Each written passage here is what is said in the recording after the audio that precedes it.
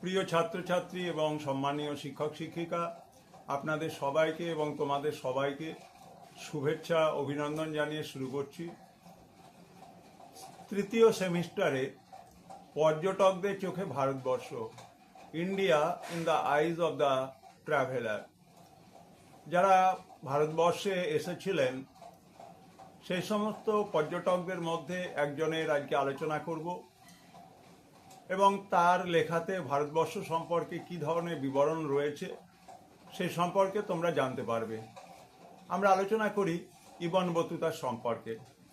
ইবন বতুতার আসল নাম মোহাম্মদ। তার রিহালা বা কিতাবুল রিহালা গ্রন্থে ৮০টি অধ্যায়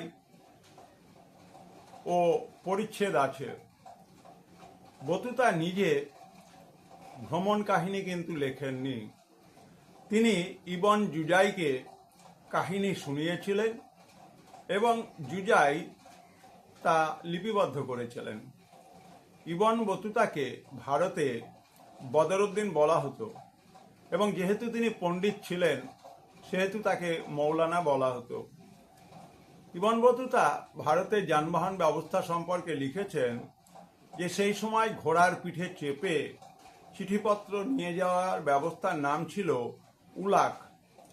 পায়ে হেঁটে এক জায়গা থেকে আর এক জায়গায় চিঠিপত্র পৌঁছে দেওয়াকে বলা হতো দাওয়া। তাহলে আমরা পরিবহন ব্যবস্থায় উলাক এবং দাওয়া এই দুটি নাম পেলাম। তিনি তার সময়ে সান্দাবুর দ্বীপকে চিহ্নিত করেছেন, যেটা কিনা আজকের গোয়া। এই সান্দাবুর দ্বীপে ৩৬টা গ্রাম এবং 2টো শহর ছিল, 12টা স্বাধীন হিন্দু রাজ্য ছিল। সুতরাং এই জিনিসগুলো তোমাদেরকে এমসিকিউ এর জন্য ছোট ছোট প্রশ্ন হিসেবে কিন্তু বিশেষভাবে নজর দিতে হবে। ইবন বতুতা কালিকাটের হিন্দু রাজাকে বলতে শুনেছেন সামুরি, সাধারণ মানুষ এই নামে ডাকত। পর্তুগিজরা ওই রাজাকে জামরিন বলতো। তাহলে দেখো রাজার নাম কিন্তু ভিন্নতার জায়গায় পৌঁছচ্ছে। কুইলনের ব্যবসায়ীদেরকে বলা হতো সুল্লি।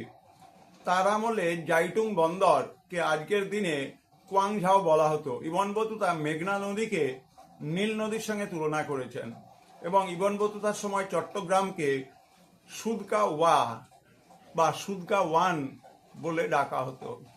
এখানে প্রচুর ছোট ছোট প্রশ্ন পাচ্ছ, সেগুলোকে লিপিবদ্ধ করবে।